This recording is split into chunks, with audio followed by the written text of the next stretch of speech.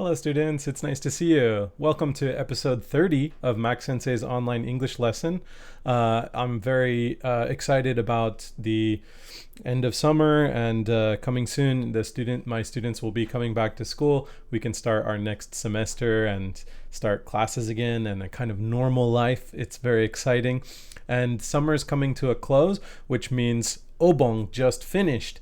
And last week I was talking to my students about Obong and some of the different cultures and customs that Japanese people do during Obon and how they honor and respect people who pass away during that time. And it made me realize that I don't really know much about Obong, and I don't really know much about the traditions and customs of honoring people who passed away. So this week, I decided to write an essay about celebrations around the world that involve honoring or paying respect to people who pass away and the different customs and traditions that those cultures do. And I found out a pretty cool, interesting celebrations from around the world, different countries. One thing I was trying to research was some kind of holiday or celebration that an African country does, and I really couldn't find anything. So I'm really curious about what African people do, or if they have, like in Egypt or in South Africa or any other African country, if they have some kind of holiday about, people who passed away. But other than that, I did find a lot of cool information. So this week, we are going to be talking about celebrating the dead. Let's get started. Obon has come to a close, and the citizens of Japan have ushered their deceased loved ones back to the afterlife after inviting them in for a week during August. They will invite them back in next year and honor them throughout the year by cleaning their graves, lighting incense in their home altars, or requesting a prayer from a monk at the local temple or shrine. In other parts of the world, the dead are honored and taken care of in different ways, depending on religion and culture, and there are holidays that honor the dead around the world. But all these holidays have one thing in common. They all celebrate the lives of the departed, and all are times for families to come together, remember their loved ones, and practice traditional customs. Let's take a closer look at some of these holidays. Our first stop takes us to China, around the same time as Japanese Obon, where the Festival of the Hungry Ghost takes place. It is said that restless spirits come from the afterlife and cause mischief or create misfortune for people unless they are appeased. To appease these restless spirits, people have to give them an offering. Chinese people make detailed and intricate paper creations of cars, money, books, phones, and other things as well. After 2 weeks of this festival, all these paper creations are burned as an offering to the restless spirits. The spirits also request entertainment, and the festival is filled with musical celebrations and decorations. There are some customs or superstitions that Chinese people follow during this time. There can be no empty seats during meals because a restless spirit will occupy the empty seat. They also throw rice into the street as an offering of food to the spirits. After the final night of burning all of the paper creations, the spirits return to the afterlife and peace returns to China. In much of the Christian world, that is to say, Western society, they celebrate All Saints' Day and All Souls' Day. All Saints' Day is on November 1st, and it is a time to honor the saints of the church who have gone to heaven. The saints include the original followers of Christ during his time on earth and other legendary Christians who lived between Christ's time and now. There are so many saints in the Catholic Church that many followers of the religion pick their favorite saints and honor them in different ways. In many European countries, this is a national holiday, and so all the stores are closed. On the next day, November 2nd, is All Souls Day, which is a time to honor the dead. Originally, it was only to honor those Christians who died, but in the modern day, it is a time to celebrate and honor relatives and loved ones who have died, no matter what their belief was. The customs to honor the dead are to clean and put flowers on the dead's gravestone. Families also gather together and remember the dead. It is usually a somber and quiet celebration. Next, let's look at a very famous celebration called Dia de Muertos, also known as the Day of the Dead in Mexico. It is also held on November 1st and 2nd, which follows with other Christian countries, and originally it was very similar to All Saints and All Souls Day, but it has since evolved into a very unique celebration. As you know, Mexico was taken over by Spain a long time ago, but the Mexican people still have roots in their traditional culture, which is why All Saints and All Souls Day has mixed with the traditional Aztec culture in this celebration. Of course, people will go to the graves of their departed loved ones to honor them and put flowers and other things on their grave. They paint rocks to look like skulls and decorate the skulls with many different colors. The flower marigold is the traditional flower used to honor the dead, and it is called the flower of the dead in Mexico. The Day of the Dead parade is the most famous part of this celebration, and it is done on the final day of the holiday. Mexicans paint their faces and bodies to look like skeletons. They wear very bright, colorful clothes, and they have a parade down the main city street. I encourage all of you to look up the Day of the Dead parades on Google so you can see how creative and interesting the decorations are. Finally, let's go to the United States and talk about Halloween. It takes place at the end of October, close to November 1st and 2nd All Saints Souls Day celebrations. The origins of Halloween come from Ireland, but have changed a lot throughout the years. Originally, ghosts and spirits come back from the dead to haunt and curse the living because they are jealous of living people.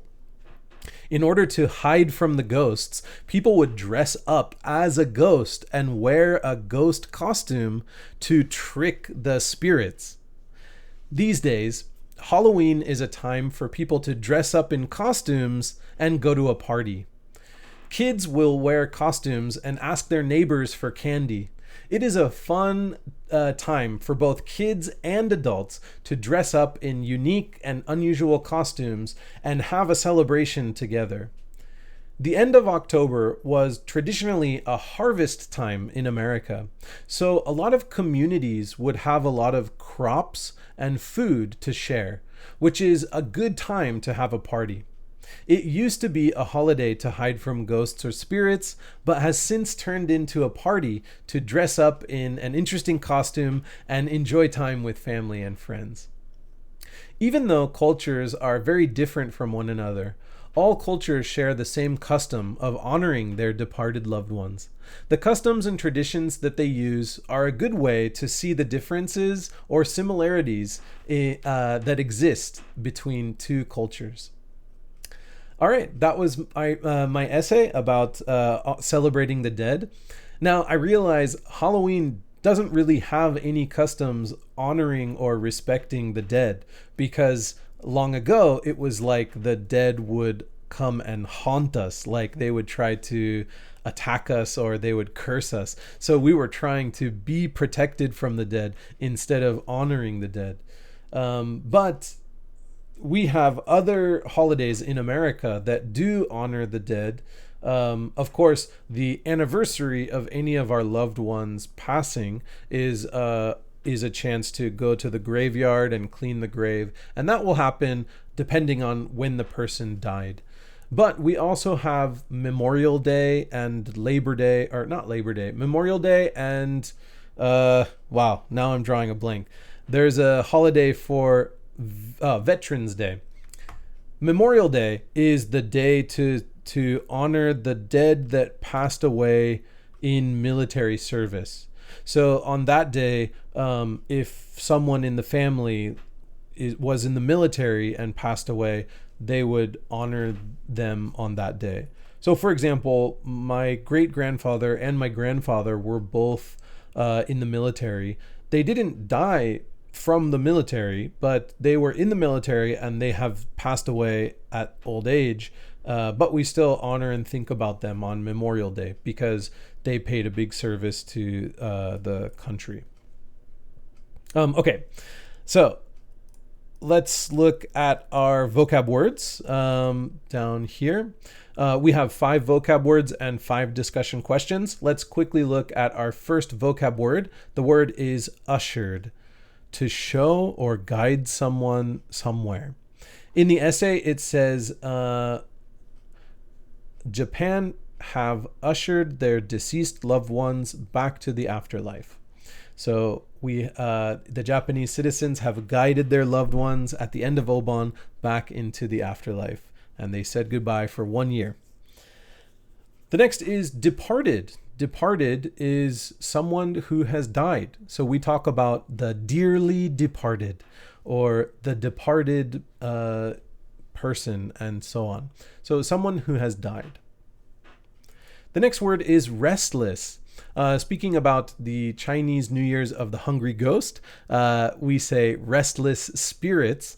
Restless means unable to relax, as a result of anxiety or boredom.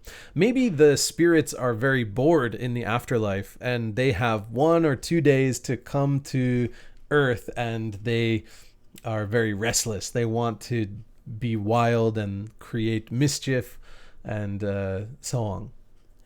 The next word is somber. Somber means having or conveying a feeling of deep seriousness and sadness. In the essay, we talked about All Souls Day, and when families get together and remember the dead, it is usually a somber and quiet celebration. Of course, this depends on the family. In my family, we are a very active and happy family, and usually when we are having an anniversary for someone we love's death, we have a big dinner and talk about all our nice memories about that person. So it's not very somber. It's usually pretty happy and it's like a celebration of that person's life.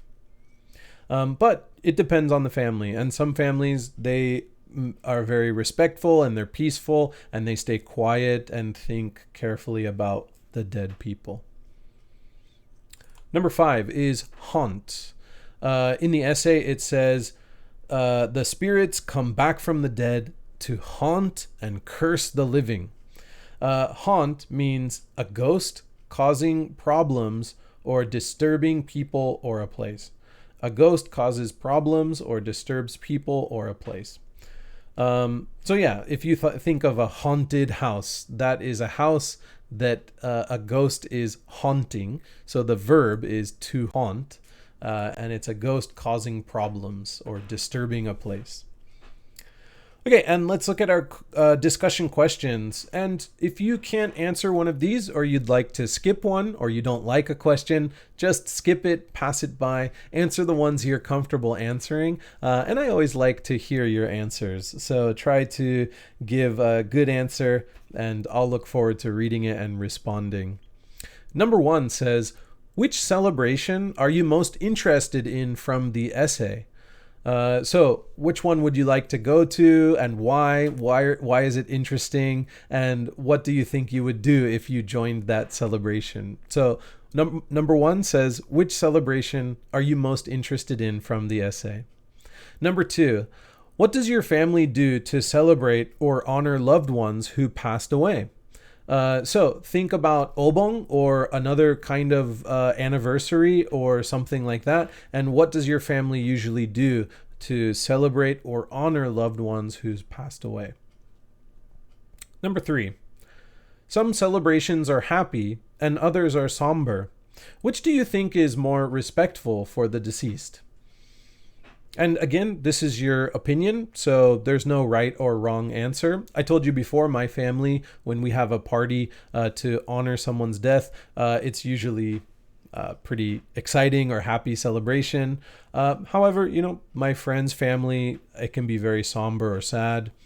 It just depends on the person. So please answer which do you think, or which does your family do, or something like that. Number four. Tell me a nice memory that you have of a friend or family member who has passed away.